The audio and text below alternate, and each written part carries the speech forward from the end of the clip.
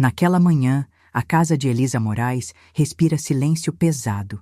Ela tem entre 40 e 45 anos, a pele marcada pela vigília de quem carrega responsabilidades demais para a idade, e o ar de mar que entra pela janela parece fazer punho com a tristeza. O telefone vibra na moldura da cozinha, e o som é afiado, como se cortasse o próprio ar. Do outro lado está Mateus, o filho, com a voz seca que não confessa o que dói. O pai dele morreu e ele herdou tudo. A notícia chega sem cerimônia, direta ao peito, e Elisa sente o chão tremer sob os passos que ainda tentam acompanhar a razão. O marido está ao lado, tentando manter o sorriso de quem não quer que a casa desmorone na frente dos vizinhos, mas as mãos dele traem a própria tentativa de normalidade. Tremem, pesam, pedem silêncio. A sala guarda o peso de cada objeto que fala de legado e de reputação. Sobre a mesa, a carteira de couro está aberta, exibindo uma página marcada, um testamento que parece ter sorrisos que não chegam ao coração. Um retrato antigo da família, pendurado na parede, observa com um olhar que sabe demais. Os sorrisos públicos escondem segredos que o tempo não esquece. O perfume de uma sala de reuniões ainda paira no ar, misturado ao cheiro de café requentado que chega cada vez que alguém tenta transformar dor em protocolo. Elisa olha para o próprio reflexo nas superfícies polidas, procura sinais de que a verdade pode caber em um espaço menor do que o medo, e não encontra. Em cada canto, há uma pergunta suspensa, pronta para escapar em qualquer ruído. Quem tem direito à verdade quando a imagem precisa ser mantida? Quero entender como tudo se encaixa, pensa Elisa, e a voz que não deveria traí-la escuta dentro da cabeça. O que é justiça neste tabuleiro onde cada peça tem uma máscara? Quem tem o direito de decidir o que a família merece quando o mundo julga pelo que parece ser, não pelo que é? Quem tem a coragem de enfrentar a dúvida sem deixar que a reputação financeira vire a única lei? Quem você escolheria para confiar a verdade quando as palavras parecem tão frágeis quanto as assinaturas em papel antigo? Diga nos seus pensamentos, ou deixe um comentário. Você continuaria assistindo a cada passo ou apontaria o dedo para a própria rotina que protege a aparência? O grito contido de Mateus, no entanto, não é o suficiente para revelar tudo. A assinatura em uma das folhas do testamento chama a atenção, rubrica quase apagada, como se alguém tivesse tentado apagar um traço que não devia ceder ao esquecimento. Elisa sabe que aquela dúvida não é apenas uma falha de documentação, é a faísca que pode incendiar o que resta de confiança dentro da casa. Ela guarda esse detalhe com a precisão de quem sabe que cada linha tem peso, que um erro pode custar tudo o que ainda respira de dignidade. E entre uma troca de palavras com o marido e o silêncio que acompanha o relógio, ela percebe que a notícia não é apenas sobre dinheiro, é sobre quem terá o direito de falar pelo legado da família. A própria cidade parece respirar junto com eles. O vento traz o cheiro de vela antiga que ainda usa o salão da casa para microfissuras de memória. O som do relógio antigo na sala marca o tempo com um cadenciamento que não permite engano. E ao redor, pessoas se movem como sombras sob o olhar de Elisa. Olhares que medem, sorrisos que fingem, passos que parecem girar em círculos para evitar o peso da verdade que está prestes a ser dita. Ela sabe que o funeral é amanhã, que as vozes públicas já tecem uma narrativa sobre quem merece ficar com o legado e que cada gesto será lembrado como prova de quem se manteve fiel à imagem ou quem traía na intimidade dos documentos. A pressão cresce, não pela soma de dinheiro, mas pela ideia de que tudo pode ser reescrito por pessoas que sabem manipular datas, testemunhas e promessas. Ao chegar ao local do velório, a atmosfera muda de tom. Mateus surge ao lado de Caio Mendes, o advogado de aparente serialidade impecável, como se o peso da família fosse apenas uma roupa que ele sabe vestir com a precisão de quem conhece a própria história. Elisa observa-os de longe, os pés quase imóveis, o coração acelerando sem que a máscara de calma caísse. O corredor cheira a madeira antiga, a café ainda quente e a segredo mal dissolvido que se recorta na linha entre o que se diz e o que se esconde. Ela sabe que ali há planos que ultrapassam a dor do luto, Perguntas que já não pertencem apenas à casa, mas à praça, as vozes que acompanharão a decisão que pode mudar tudo. E, no canto da sala, um envelope selado repousa como uma sentença ainda não dita, pronto para transformar a noite em ruptura. A imagem da carta, tão simples e tão pesada, fica gravada na retina de Elisa, marcada por uma tensão que não se pode apagar. Ela encosta a mão na mesa, respira fundo, e o silêncio volta a segurar o mundo. O envelope permanece ali, imóvel, esperando o momento em que alguém decida o que fazer com o que já está decidido, mas ainda não mostrado. Naquela manhã, o silêncio da casa pesa mais do que o rosto familiar de Elisa pode suportar. O interfone toca, seco, insistente. Mateus entra sem pressa, o blazer impecável e o olhar firme curvando-se apenas para o envelope que ele traz sob o braço. Ele deposita uma pasta lacrada sobre a mesinha de vidro e, ao lado, uma folha dobrada, com uma escrita que parece tremer no papel, uma mensagem cifrada que só ela entenderá se concentrar. Elisa fica imóvel, os dedos roídos pelo tempo inquietos quando lê a frase que parece ter sido escrita para derrubar tudo de uma vez. O pai executou o plano, ele morreu e Mateus herdou tudo. Não há drama, há precisão. A notícia vem com milhares de detalhes que pesam como concreto. Datas, rúbricas, selos que se parecem demasiado legítimos. Ela respira devagar, procura na própria garganta o eco do que sente e não encontra resposta ainda. O peso do testamento novo parece já reescrever o passado e, ao mesmo tempo, o modo como ela deverá agir no presente. Horas depois, a cidade parece menos acolhedora do que o normal. Caio Mendes surge em frente aos repórteres, diante do prédio do seu escritório, o terno cortado sob medida, a voz treinada para soar imperturbável. Ele fala com clareza sobre a legalidade inquestionável do testamento, sobre o respeito às regras jurídicas e a preservação do legado familiar como prioridade. Não há insulto, apenas a fachada impecável de alguém que sabe o que está fazendo e por quê. Elisa, em casa, acompanha pela tela do portátil a fala pública dele, o que parece tornar o mundo inteiro um tribunal de provas que não lhe permite escolher apenas entre a dor e a dignidade. O efeito é contundente. Alguém próximo a ela parece representar a ordem, enquanto ela sente que a justiça pode estar desfigurada pela onipresença de uma narrativa bem montada. De volta ao silêncio da sala, Elisa volta às estantes, aos papéis, àquela cópia do testamento que Mateus deixou na mesa. Ao comparar assinaturas, percebe uma irregularidade sutil, uma segunda rubrica que guarda semelhanças desconcertantes com a primeira. Não é clonagem, é fachada, é uma sombra que se repete com precisão narrativa. O desespero, por um momento, amacia o rigor de seu pensamento. Se há uma falsificação, há alguém que está manipulando o que é público para moldar o segredo. No papel, as datas parecem ter sido ajustadas para casar com visitas de Caio àquela casa, como se o tempo fosse apenas mais um instrumento de poder. Ela respira fundo, testa a gravação mental de cada detalhe, e o que encontra é o suficiente para um fogo mínimo aceso dentro de si. A verdade pode estar escondida naquelas margens que quase não se veem, mas que carregam o peso de uma encenação. No corredor, a menina de Elisa, que tem ouvido para o sussurro do mundo adulto, rompe o silêncio com uma frase que parece retirada de uma conversa antiga entre Caio e alguém próximo à testemunha dele.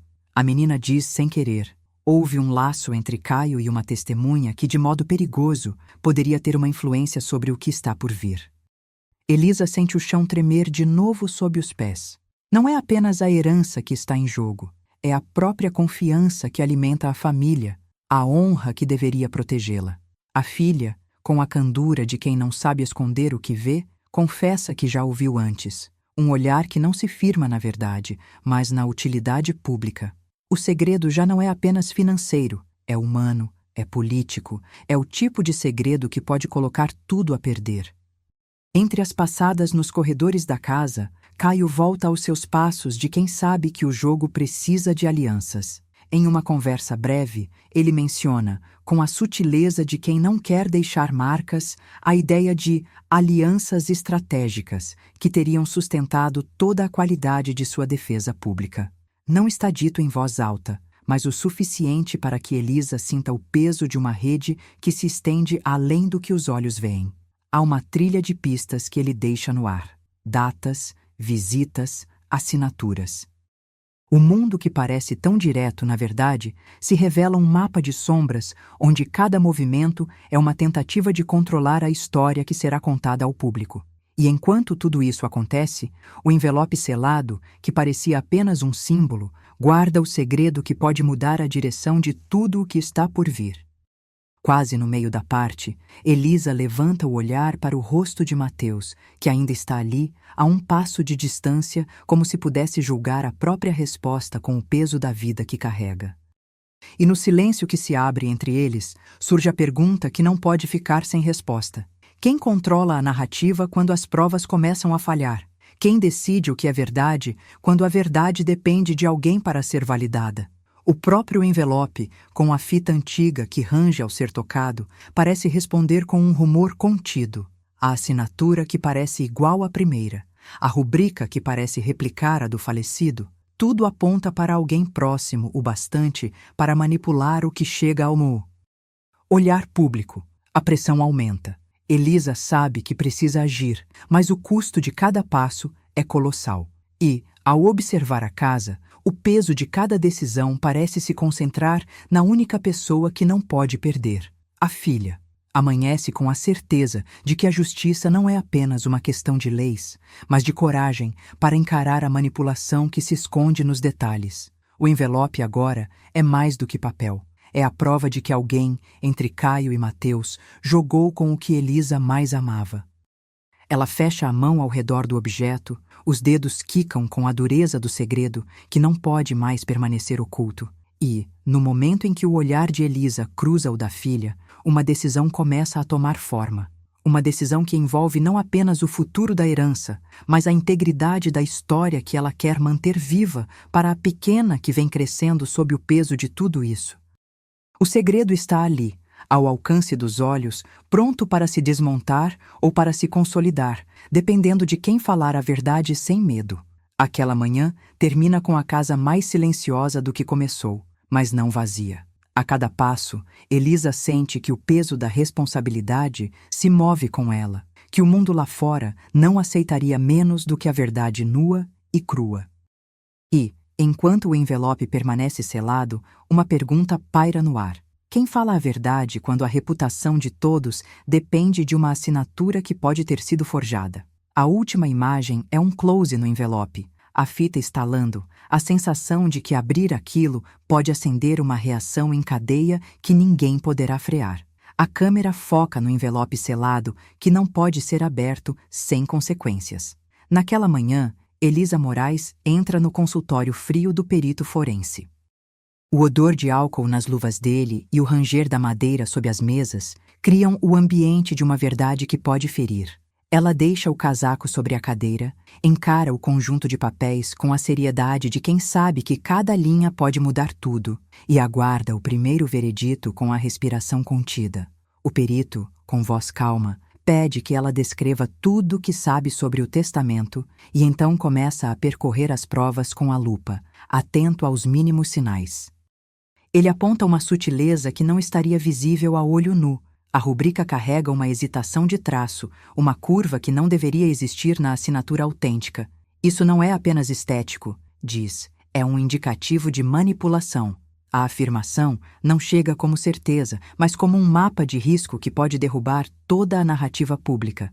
Elisa, ouvindo, sente o peso de cada palavra. Se há falha ali, o que está por trás pode reconfigurar tudo que sempre pareceu sólido. O relógio da parede marca o tempo como se quisesse acelerar a justiça.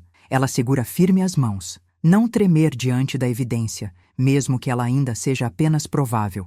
Naquela manhã, a possibilidade de fraude começa a ganhar corpo, não como certeza, mas como caminho viável para uma verdade que a cidade talvez não queira ouvir. Às horas, Mateus Mendes surge diante das câmeras com a pose de quem fala a partir da lei que já está moldada pela reputação.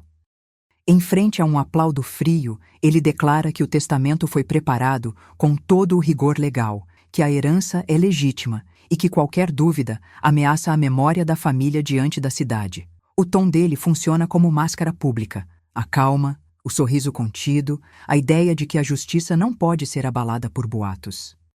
Elisa, em outra sala, percebe o peso das palavras quando a imprensa registra cada frase como se fosse lei, enquanto Caio Mendes observa à distância, impecável, mantendo o ar de quem sabe defender o sistema. O perito volta ao foco técnico e enfatiza aquele ponto que pode inverter toda a linha de raciocínio. Uma assinatura com hesitação, traços que não deveriam aparecer naquelas condições. Comente abaixo. Você defenderia a justiça ou aceitaria a manobra? A pergunta paira no ar e parece pesar mais que a própria sala. Elisa sabe que a decisão entre publicidade da verdade e proteção da filha não cabe apenas à lei, mas à coragem de quem está disposto a enfrentar a cidade.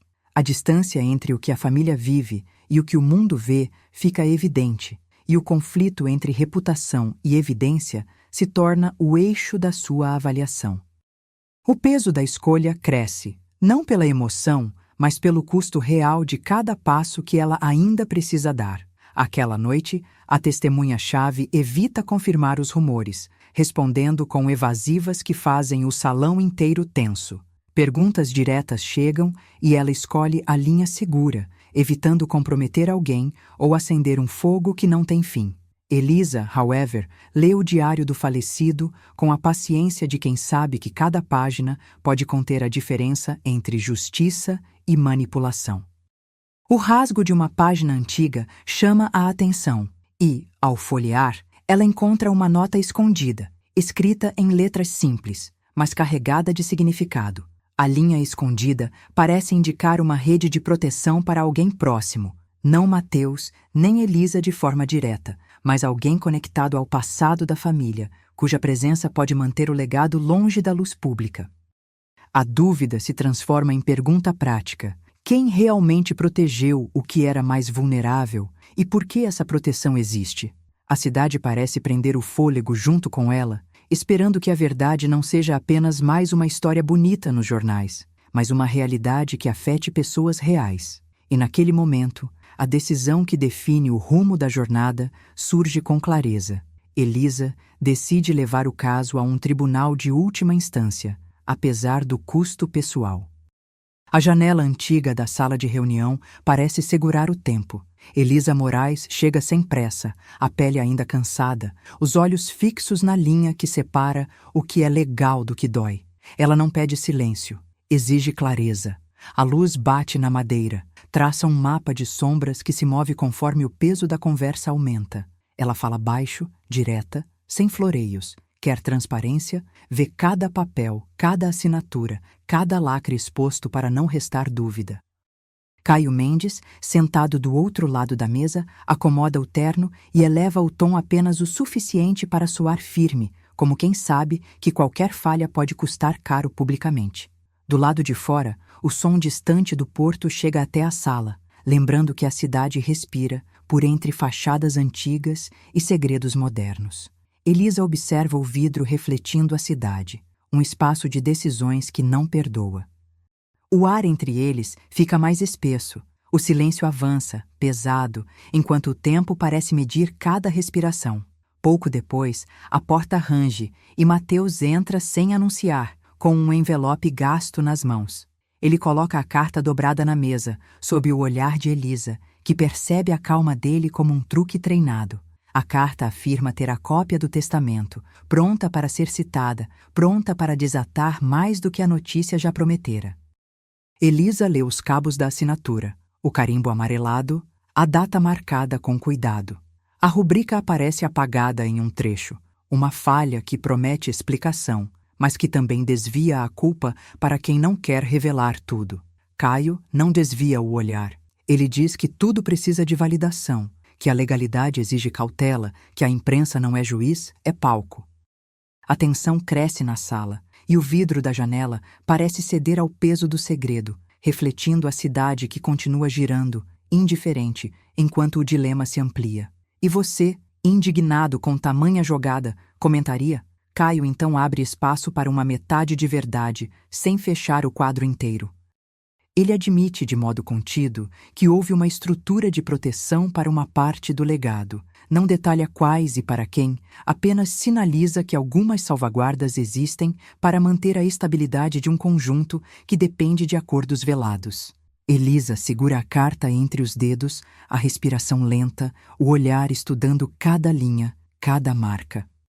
Ela entende que o alcance da manipulação é maior do que imaginava. Não é apenas a herança de Mateus, é a forma como a história foi estruturada para sustentar uma ordem que favorece quem já chegou ao poder. A sala parece diminuir, a cidade lá fora continua, mas dentro tudo parece ganhar uma nova gravidade. O peso dessa revelação não é apenas financeiro, é moral, é reputação, é o que resta quando a verdade entra pela porta e não pela janela. O desconforto é real, e a cada nota de voz ou gesto contido, Elisa sabe que o jogo mudou de escala. No meio da reunião, a porta volta a se abrir. Uma criança de rua, com as mangas dobradas, aproxima-se e coloca uma nota sobre a mesa. A data ali está em claro. Autêntica, uma assinatura que antes parecia apenas uma coincidência. A nota carrega o peso de uma testemunha. Viu algo, lembra de uma data, sabe quem estava por perto quando tudo começou a tomar forma. A cada palavra dita pela criança, o ambiente muda. Não é apenas mais uma pista, é uma nova base de confiança. Uma peça simples, quase inocente, que consegue abrir uma fresta de verdade. Elisa sente o chão sob os pés mudar. O brilho da vela dança no rosto de Mateus, de Caio, de si mesma, e pela primeira vez ela percebe que a justiça pode ter sido plantada em pequenos atos tão comuns quanto um gesto de solidariedade de uma criança que não tem nada a ganhar e muito a perder. O peso do que vem a seguir se instala como uma decisão que não pode mais ser desfeita. A janela reflete a cidade em movimento, e o murmúrio da sala parece se transformar em uma pergunta antiga que volta a assombrar cada escolha. A câmera foca no envelope selado que não pode abrir sem consequências. Naquela manhã cinzenta, Elisa Moraes respira devagar enquanto a filha entra na sala de estar, o chão rangendo sob 2 passos inseguros. Ela tenta transformar o encontro em algo pragmático, um acordo privado para proteger a filha, ainda que o testamento continue sendo peça de lança afiada entre justiça e reputação. Elisa fala baixo, objetiva, colocando as cartas sobre a mesa de madeira. Proteção para a família, sem prometer absolvição legal.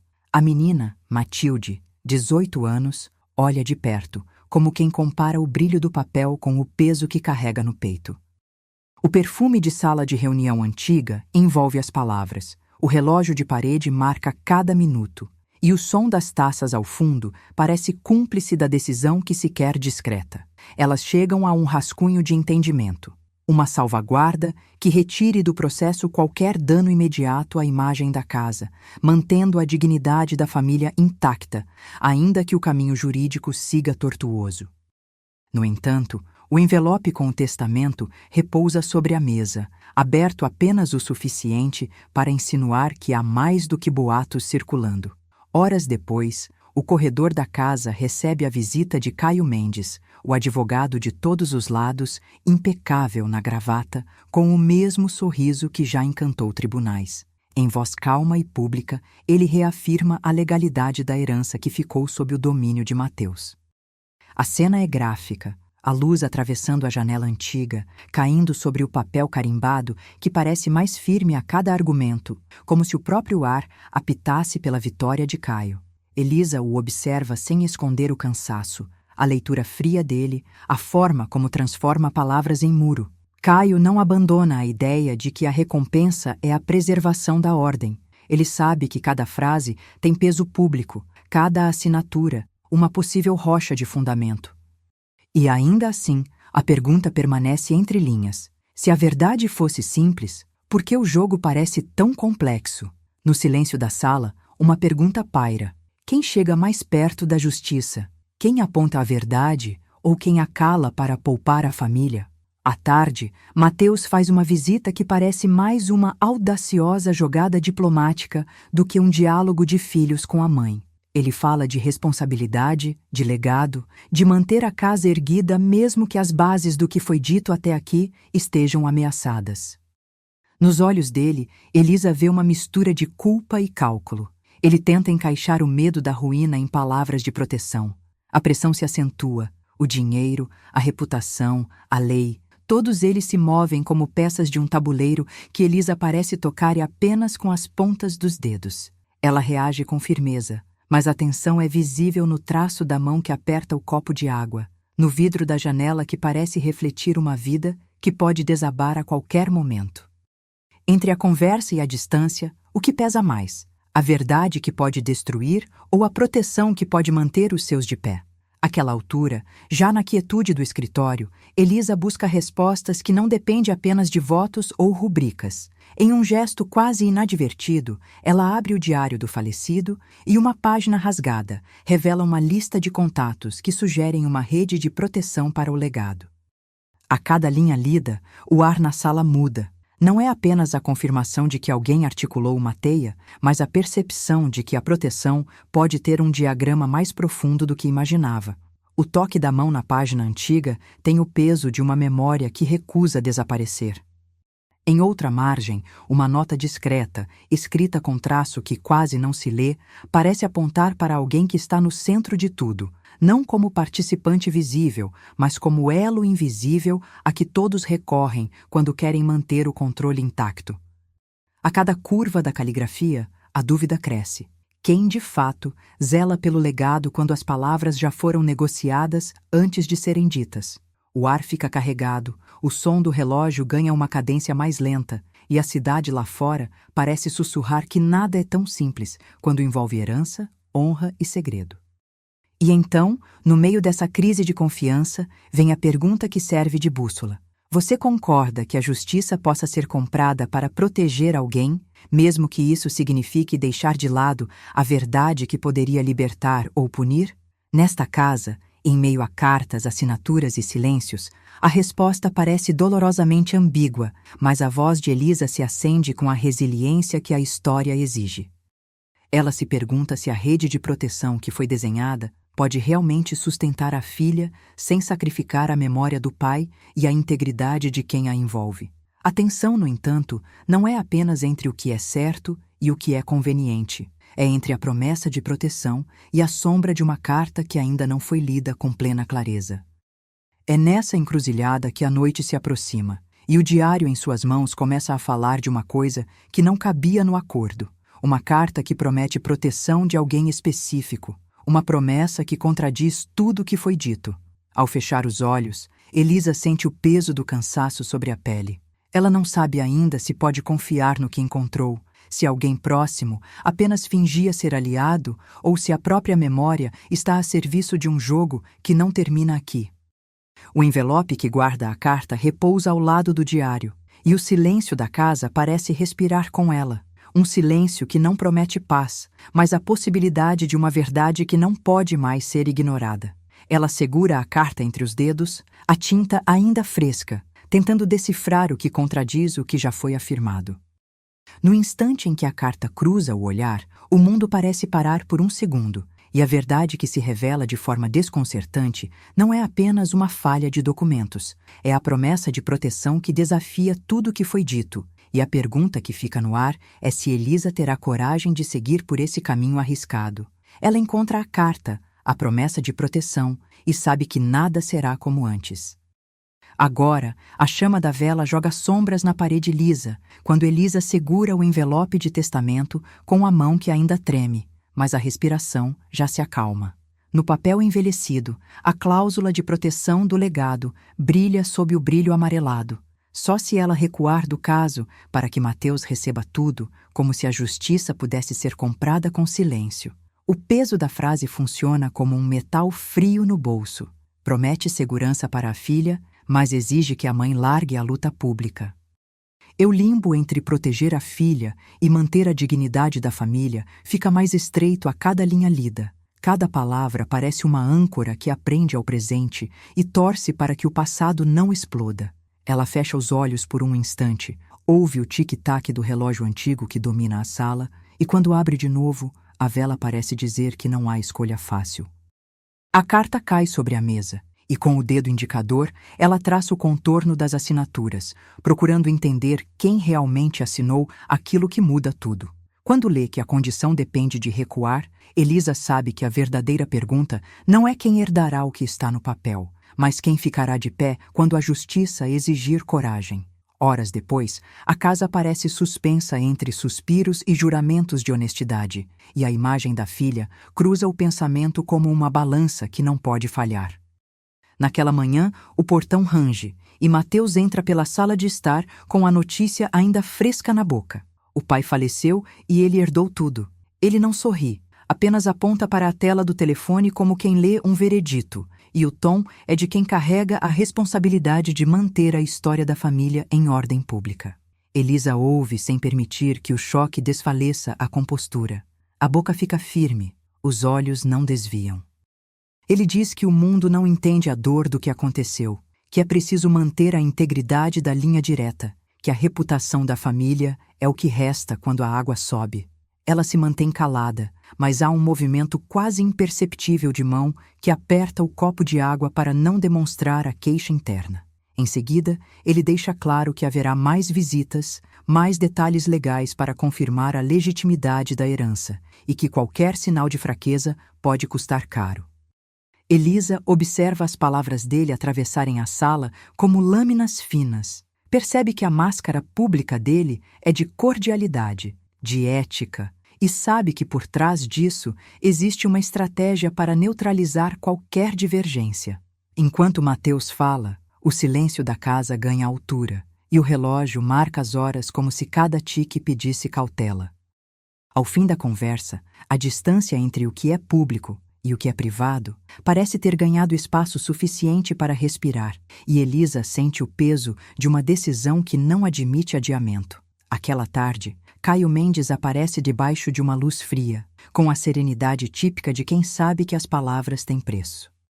Ele abre uma pasta, empurra o documento suplementar que pretende colocar ao lado do testamento original e diz com pouca cerimônia que uma assinatura adicional não é apenas um adendo, é a finalização do acordo, a peça que sela a legalidade da manobra. Elisa observa cada gesto dele, o dedo que não treme, o sorriso cortês, a voz que não se abala diante de uma objeção. Ele explica que tudo foi desenhado para manter a estabilidade da família, que as regras são claras e que o contrato precisa apenas de uma confirmação extra para evitar qualquer contencioso futuro. Ela não aceita a leitura simplista da situação. Ela pergunta de forma direta onde está a evidência que sustenta aquela segurança toda. Em resposta, ele oferece números, rubricas que parecem legítimas, datas que se alinham ao calendário, mas Elisa sente no ar o cheiro de fraude que, por tentativa, se aproxima do invisível. Para evitar que a tempestade cresça, Caio sugere uma reunião com pessoas de confiança, uma espécie de cheque final que, aos olhos dele, manteria tudo sob controle. Ainda assim, Elisa não cede ao impulso de selar sem ter algo sólido em mãos. Em vez disso, ela decide buscar ajuda fora da rede habitual, uma perita forense de outra cidade e um antigo contato que trabalha com documentação sensível, alguém que não esteja preso às pressões da reputação pública. O passo tem o peso de uma ruptura com o que já foi aceito, mas é a única chance de não assinar uma vitória que cheira a derrota para a verdade. Horas depois, uma testemunha surge com uma revelação que muda o tom da sala. A assinatura-chave foi obtida sob coerção e não por consentimento livre. A orelha do papel range quando a testemunha aponta para a manobra que seria usada para respaldar o aditivo, e Elisa sente pela primeira vez naquela tarde o que é realmente o medo, não de perder a herança, mas de perder a base da confiança. A cada frase da testemunha, o mundo de Elisa treme um pouco mais. O que parecia uma manobra jurídica elegante é, sob a luz, uma teia que prende pessoas, não apenas papéis.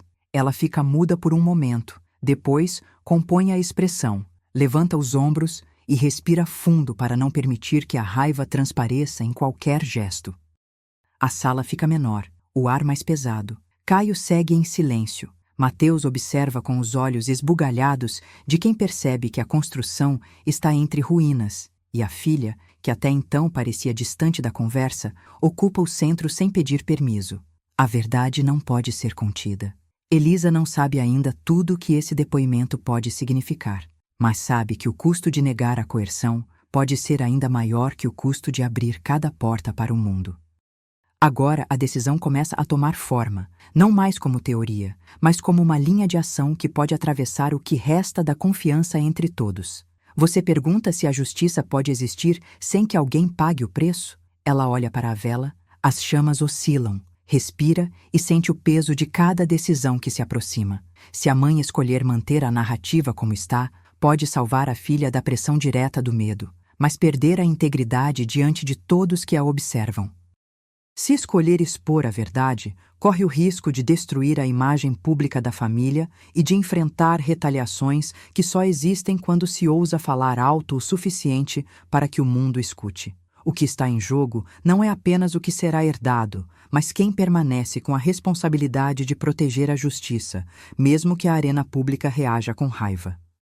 Uma pergunta surge com força: até onde você iria para manter a verdade invisível? Se abraçar a busca por provas sólidas, se afastar das mentiras suaves e preparar o terreno para o tribunal, ou se deixaria tudo brilhar apenas para manter a calma da sala? Se você quer ver como essa história evolui quando a verdade exige coragem, comente o que você reagiria neste momento. Você sentiria indignação se estivesse na posição de Elisa?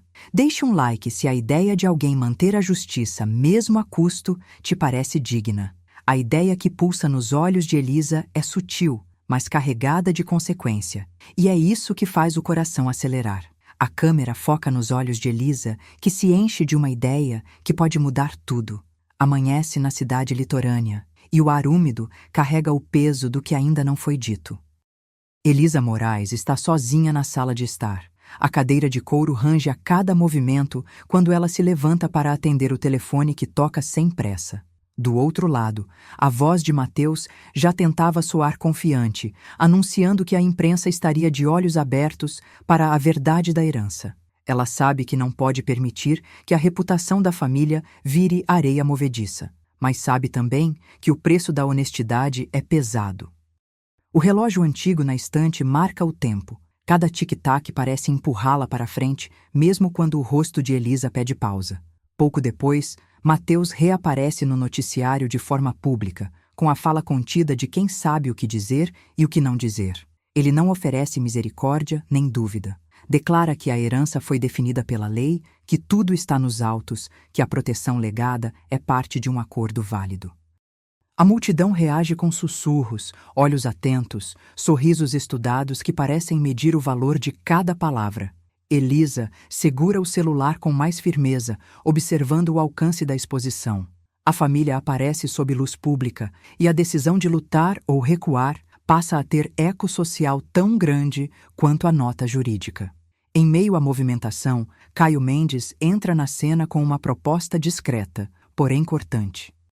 Ele liga para Elisa quando tudo parece sob controle, oferecendo uma opção que evitaria o desgaste público. Um acordo financeiro para encerrar o caso. O tom é cordial, a voz tão polida que soa quase paternal, mas o recado é claro: aceite e não haverão ferimentos na imagem de ninguém. Elisa recusa sem hesitar, não pela aversão ao dinheiro, mas pela certeza antiga de que justiça não se compram, nem se compram promessas vazias. Ela sabe que cada centavo seria uma queimadura na reputação que tenta manter intacta para a filha. À mesa da sala, a filha de Elisa aparece pela primeira vez com o recado que veio de longe. A inocência em perguntas simples. O peso de uma responsabilidade que não é só da mãe, mas de quem herdará tudo. Ela não pede autorização, apenas diz, com voz firme que não parece ter idade para suportar o que está por vir: mãe, se não for feito agora, quem responde pela verdade amanhã? A pergunta dobra Elisa, que encara a menina e sente o custo de proteger o legado sem ferir quem ainda tem tudo por construir. A respiração de Elisa se reequilibra, a voz volta com mais firmeza, e ela promete que, se for preciso, enfrentará a cada um com a mesma coragem que ensinou a filha a ter. Nessa altura, o peso do que está por vir começa a tomar forma.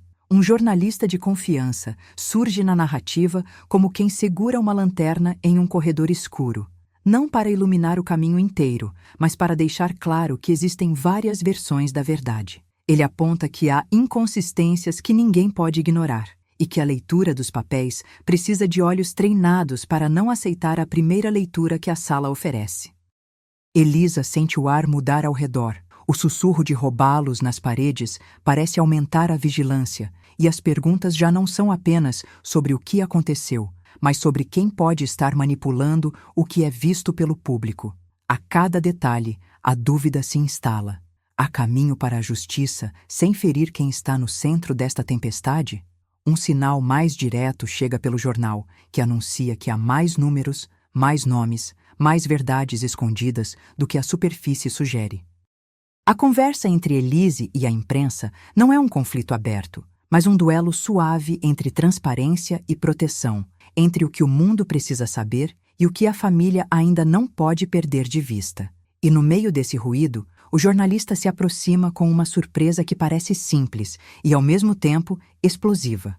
Uma cópia de uma correspondência que sugere uma aliança maior por trás da herança. A curiosidade aperta a garganta de Elisa. O papel está frio, o carimbo revela datas antigas e a imagem de um acordo que envolve mais do que pessoas aparece na lombada do documento. Você concorda que a verdade precisa de coragem para ser revelada? Comente abaixo o que você faria no lugar dela. A pergunta não é apenas sobre justiça, é sobre o preço que cada um está disposto a pagar para encarar a própria história. Elisa segura o texto, olha para a filha e o mundo parece ficar mais quieto por um instante, como se a cidade inteira tivesse prendido a respiração junto com ela. No meio da tarde, enquanto o ruído da cidade se expande para a orla, o jornalista entrega a cópia e descreve o que cada linha pode significar. As marcas, as datas, as assinaturas, tudo pode mudar o rumo da herança. A cada palavra lida, a tensão aumenta. Não é apenas uma batalha de papéis, é uma batalha de escolhas que deformam ou salvam reputações. É a linha tênue entre proteger quem se ama e expor o que pode destruir tudo que um dia já foi. O peso de tudo isso cai sobre Elisa, que sabe que o próximo movimento não pode ser uma simples reação. A cada batida do coração, o mundo se inclina um pouco mais, esperando por uma decisão que pode ou não selar o destino de toda a família. E, enquanto a sala se fecha em silêncio, o jornalista se despede com uma frase que fica no ar, um presságio de que a rede de alianças por trás da herança pode ser maior do que imaginaram. O sol começa a descer sobre a vila, tingindo as paredes de tons de cobre, quando Elisa olha para aquela cópia com uma nova inquietação. Se há mais alguém no jogo, não há como fingir que tudo pode continuar como antes. Ela sabe que o próximo passo não é apenas provar a autenticidade de papéis, mas confrontar quem, de forma invisível, teceu esse labirinto. E naquela tarde, as perguntas que chegam são mais afiadas do que as respostas que podem obter. O jornalista guarda o material por hora, e a sala parece ouvir o peso de uma verdade que ainda não pode ser dita em voz alta. A história volta a orbitar o que resta de coragem, de ética, de proteção. Elisa fecha os olhos por um instante e, ao abri-los, vê a filha ao lado, pronta para enfrentar o que vier. A decisão não é simples, e cada segundo parece carregar o próprio custo da honestidade. Ao lado, Mateus observa sem romper o silêncio, e Caio Mendes já sabe que a maré mudou, que o mapa legal que sustentava o acordo começa a desmanchar. A câmera não está aqui, mas o peso da hora já grava tudo no espaço entre o passado e o que virá. O que está por vir não depende apenas de provas, depende da coragem de quem tem tudo a perder para manter a verdade de pé. E a cada passo, a cada respiração, a cidade parece se inclinar junto, esperando o próximo movimento. Agora, naquela sala de madeira, Elisa segura o envelope que chegou no fim da tarde. A carta do falecido abre-se como um mapa de sombras. Há uma cláusula de proteção do legado destinada a alguém próximo a ela, alguém capaz de manter a promessa de cuidado. O papel fica úmido entre os dedos. Helena, a antiga amiga que Elisa acreditava ter perdido no tempo, surge nas linhas cifradas como quem poderia salvá-la. O perfume da sala de reuniões ainda paira no ar, café antigo e madeira, e cada frase parece cravar uma faca na lembrança de Elisa. Ela lê em voz baixa, tentando não tremular, enquanto as horas parecem parar na batida do relógio. Horas depois, a quietude da casa é rasgada pelo toque do celular de Mateus. Ele entra pela porta lateral, com a voz baixa, trazendo uma mensagem cifrada e uma cópia do testamento que acompanha o telegrama de luto. A superfície pública dele é impecável, o tom firme, a pose de herdeiro que todos esperam, mas Elisa percebe o riso contido dele enquanto comenta as regras do jogo, e o peso da notícia fica mais pesado ainda nos ombros dele do que no próprio papel. Ela não consegue fingir que está tudo bem. A tensão entre o lar e a praça pública respira pela sala, silenciosa, ávida por uma decisão. Caio Mendes volta a aparecer com a cadência neutra de quem domina o salão de ações. Fala com Elisa em tom público, defendendo a legalidade da herança de Mateus como quem recita um veredito. A cada frase, a máscara de advogado ético se fixa melhor. Ele sabe que a aparência de ordem é a ponte que sustenta o resto. Elisa observa como ele escolhe as palavras, como muda o ritmo da sala para que o público acredite que a luz está sobre o caminho correto. Entre o brilho das mesas e o ruído do ar-condicionado, ela sente a linha tênue entre princípio e poder, entre provar a verdade e salvar a reputação. Naquela mesma noite, a filha de Elisa intervém com uma voz que corta a conversa em dois. Ela revela, com uma sobriedade que chega a assustar, que a assinatura questionada no documento não foi apenas contestada por acaso, foi forjada por alguém próximo a Elisa, alguém que observa, protege e manipula sem que a mãe perceba. A revelação sacode o chão ao redor de Elisa. Não é apenas o dinheiro que está em jogo, é a integridade da relação mais íntima da casa. A menina fala quase sem olhar, mas o peso do tom dela não deixa dúvidas. Há uma teia de pessoas que não pretendem que a verdade apareça. Agora, as peças começam a reunir-se, não em uma linha clara, mas em um diagrama complexo de pessoas que se entrelaçam. Elisa relembra encontros furtivos em corredores frios do prédio onde Caio costumava receber clientes. Conversas que soam inocentes, mas que carregam a semente de uma aliança. Um bilhete, uma rubrica que parece apagada, um horário de visita que sempre senta do lado errado da linha do tempo. Ela sente que há mais do que parece, que a proteção não é simples e que o gesto de quem ajuda pode ter o rosto de alguém próximo, alguém que conhece os segredos da casa melhor do que ela. E a cada página que ela vira, a sensação de que o jogo não é apenas dinheiro aumenta. Durante o intervalo, o corredor queda-se entre sombras e murmúrios.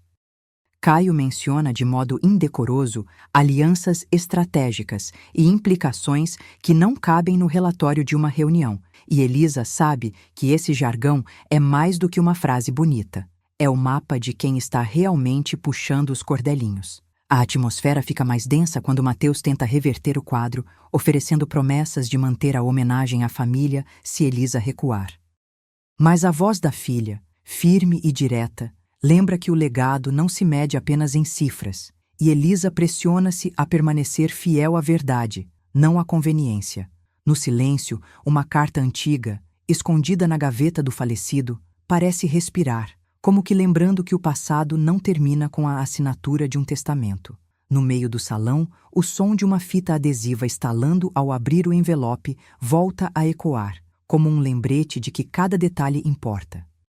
Elisa encara as linhas do documento, a forma como as datas batem com visitas de Caio, as lacunas não preenchidas que parecem ter sido desenhadas para passar despercebidas. O tom de voz de Caio, quando ele admite que houve uma proteção para uma parte do legado, revela o alcance da manipulação. Não é apenas uma família contra outra, é um jogo de quem tem acesso aos segredos que movem montanhas. Ela sabe que precisa de mais do que a narrativa pública para chegar à verdade. Agora, a tensão se transforma em uma vontade de quebrar o silêncio. Ela se lembra de Helena, da antiga amizade que não acabou apenas por distância, aquela aliada que poderia protegê-la. A cada momento em que a sala parece ficar menor, Elisa percebe que a justiça não é simples. Se a assinatura foi forjada por alguém próximo, E se a proteção do legado tem como destinatário alguém que não está à vista, o que resta a Elisa além de uma decisão que pode destruir ou salvar tudo o que ela ainda teme perder? Ela respira fundo, observar e agir ao mesmo tempo, como quem vê fibras invisíveis se moverem sob a pele da verdade. Se você quer ver como essa história evolui, inscreva-se para acompanhar o que vem a seguir. Elisa encontra o rosto da pessoa para quem o envelope foi realmente destinado. Agora, naquela sala de audiência, a manhã parece mais longa do que o habitual. Elisa Moraes cruza o piso frio com a própria respiração contida, como se cada passo fosse uma batuta contida de coragem. A pasta de documentos bate suave contra o joelho, lembrando que o tempo pode mancar uma mentira com uma assinatura enfraquecida. Do lado oposto, Mateus mantém a pose de herdeiro, o olhar pronto para o próximo movimento. Caio Mendes, impecável, observa com o sorriso treinado de quem sabe exatamente onde o tabuleiro se inclina. O juiz entra, o som dos passos no corredor ecoa e o relógio antigo na parede parece martelar a paciência de todos. Hoje não se busca misericórdia. Elisa vem para exigir que a verdade não seja varrida pela manobra da família. Ela levanta a mão, a voz baixa, e apresenta as evidências que antes não couberam no rascunho público. Cópias de assinaturas que não batem com o testamento original, carimbos que aparecem desfasados, uma linha de rodapé com uma observação que parece menor, mas que pode reconfigurar tudo. O ambiente parece respirar com cada dobra de papel, como se o próprio testemunho estivesse sendo respalado pelos ouvintes. Um perito independente é chamado, com a entrega de selos oficiais e termos que pesam menos quando são assinados, mais quando são verificados. O murmúrio que sobe pela sala não é apenas curiosidade, é o peso de décadas de reputação pendurado na linha de uma reivindicação que não admite apenas dinheiro. Há, em cada rosto, o balaço entre acreditar no que já foi dito e duvidar de tudo que já foi repetido. O aroma de café frio e madeira antiga se mistura ao cheiro de papel recém-assinado, enquanto o retrato da família parece encorajar alguém a entender que o passado não pode ser apenas memória para alguns, mas prova para todos. Agora, Elisa respira. E então a pergunta precisa atravessar a sala como lâmina. A verdade pode existir sem coragem para ser defendida publicamente? Ela corta o silêncio com uma afirmação simples, firme, enquanto a lâmpada de mesa joga meia sombra sobre o testamento. E com isso, o peso de que talvez existam nuances que a notícia não alcança. O tempo parece suspenso, as vozes ao redor caem para ecos. O juiz acena, como que buscando o equilíbrio entre justiça e conveniência, e o ar na sala fica mais denso, mais concreto. Em meio a esse compasso, surge a segunda linha que todos temem escutar. É preciso que um perito externo examine tudo sob condições rigorosas. A audiência aceita, os papéis são empilhados de novo e as perguntas se alinham com a gravidade de quem sabe que o que vem pela frente pode derrubar paredes. Entre os pressionados e os que esperam, Mateus abre o que parece ser uma nova declaração pública. Ele tenta parecer o filho que honra a verdade, mas o peso de suas palavras trai a pressa de um plano maior. Não apenas manter o direito, mas moldar a percepção pública. Elisa observa a hesitação dele, o modo como o sorriso se desfaz quando a verdade fica perto o bastante para tocar a pele. Ao lado, Caio Mendes sustenta o papel de quem leva a rédea da ordem legal, porém os olhos dele passam a ter uma sombra de nervosismo. Ele sabe que a narrativa que sustentou até aqui pode desabar com uma gota de documentos extras. O tribunal, por sua vez, respira de novo, requer tempo, mais dados, mais verificações, e a cada minuto a vida de todos parece ganhar curvas que não estavam no script. E então a menina de Elisa, a voz que ensaia cautela, entra na sala com uma clareza que corta o rumor.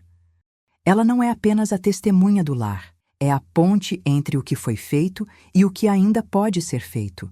Mãe, diz ela, com a sinceridade que só quem viu a casa inteira desabar consegue conservar. Não diga apenas o que é conveniente, diga a verdade toda, mesmo que custe a imagem. O silêncio que se segue não é de desistência, é de escolha. Elisa encara a filha, respira e sabe que não pode recuar diante do que aprendeu, olhando nos olhos dessa nova geração que não nasceu para aceitar atalhos. A filha, por sua vez, segura a mão da mãe com a firmeza de quem teme menos pela própria segurança do que pela justiça que pode nascer dali. O jornalista que acompanha o caso aproxima-se, não como intruso, mas como quem sabe que o peso do que acontece precisa alcançar mais gente. E então ele revela, sem pressa e sem fuga, uma carta, uma correspondência, uma ponte entre interesses que vão além do que se vê na superfície. O documento não é ainda a sentença final, mas é o tipo de álbum que muda o modo como se lê uma história. Na praça pública, a notícia cresce, a verdade é olhada com outra lente, e a possibilidade de uma aliança mais ampla por trás da herança começa a ganhar contorno. O veredito ainda está longe de aparecer, mas já não é apenas uma linha que se escreve com tinta. É uma ideia que se move na direção de uma aliança que pode haver entre pessoas que pareciam apenas adversários. O jornalista entrega a cópia de uma correspondência que sugere uma aliança maior por trás da herança. O veredito chega com o peso de uma sala que respira em câmera lenta. O juiz lê as decisões, cada palavra carregando o eco de anos de lutas, de testemunhas chamadas a falar quando o silêncio era o único refúgio. Elisa Moraes permanece estática, mas as mãos tremem debaixo da toalha da mesa, firme o suficiente para não trair a pele da ansiedade. Ao lado, Caio Mendes reconhece em segundos o que o resto da casa sabe desde sempre. A teia de proteção legal que o manteve numa posição de privilégio começa a ruir diante de provas independentes que não podem mais ser ignoradas. Mateus observa, de olhos que tentam esconder o orgulho, que o chão sob os pés dele também treme. A multidão comenta em sussurros contidos. Alguns parecem aliviados, outros não conseguem esconder o desconforto que a verdade impõe. O peso da revelação não é apenas financeiro. O veredito expõe, sem dizer tudo em voz alta, que Caio Mendes operou sob uma máscara de ética para manter a narrativa pública intacta, e que Mateus, sob a égide de um herdeiro legítimo, parecia mover-se com o faro da ingenuidade, enquanto, na prática, corria para consolidar uma vitória que não lhe pertencia por inteiro. Elisa, que antes carregava apenas a culpa de ter confiado demais, percebe que o jogo era menos sobre quem herdaria do que sobre quem poderia manter a reputação intocada diante do olhar público. A filha de Elisa olha para a mãe com a expressão de quem já compreende que o mundo não é justo, mas precisa ser enfrentado. Naquela manhã, horas depois do veredito, Mateus rompe o silêncio com uma fala que tenta soar como uma reformulação de responsabilidade familiar. Ele não admite culpa, apresenta-se como um mediador entre o passado e o futuro e oferece uma aproximação que soa como tentativa de reconciliação, um gesto que Elisa aceita com cautela, sabendo que toda a aliança já foi testada pela exposição de segredos. O advogado Caio, por sua vez, restringe o tom público, declara que a batalha segue nos corredores de tribunais menores, onde as leis dizem menos e as pressões pessoais dizem mais.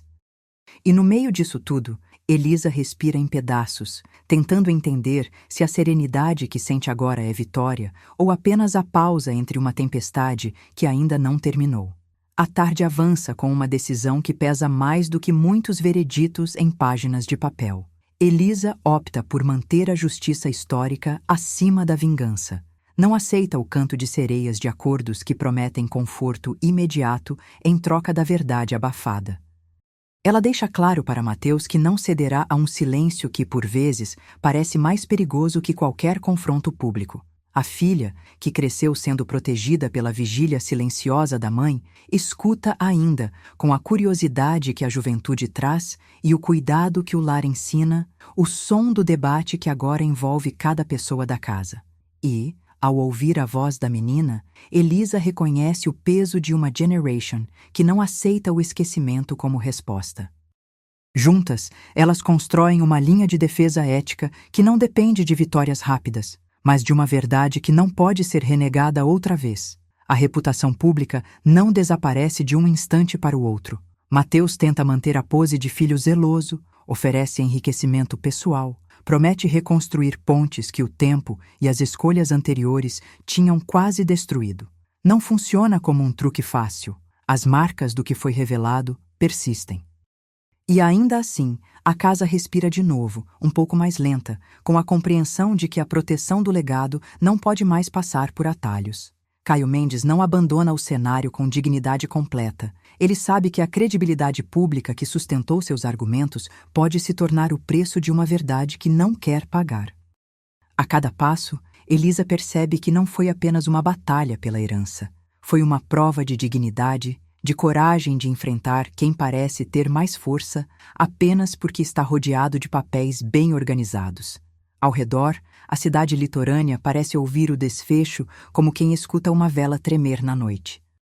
O retrato antigo na parede, o cheiro de café reaprendido nas salas de reunião, o tilintar do sino de uma igreja próxima, tudo assume um papel menor diante do que aconteceu, mas evidencia que a vida continua com as costuras abertas, prontas para serem remendadas com honestidade. A filha, com a voz ainda pequena diante do peso da decisão, promete manter o legado com olhos atentos, sem permitir que a mentira encontre um fio para recomeçar. Elisa, por sua vez, sabe que o preço real da verdade não é apenas a derrota de quem manipulou as regras, mas a possibilidade de reconstruir a confiança que a distância e o segredo haviam corroído. Para o leitor, resta a pergunta que a justiça não resgatou sozinha. Qual o preço aceitável para manter a dignidade intacta? E enquanto a casa se acalma e o relógio antigo volta a marcar o tempo, a ideia de que o futuro pode nascer de escolhas difíceis atravessa o ar com uma certeza discreta. Há mais histórias por vir, se alguém tiver coragem de segui-las. Se você quer ver como essa história evolui depois que a justiça é alcançada, fique comigo para acompanhar o que vem a seguir. Elisa fecha o caso com uma decisão que não pode ser desfeita, e o legado é reconstruído com honestidade, mas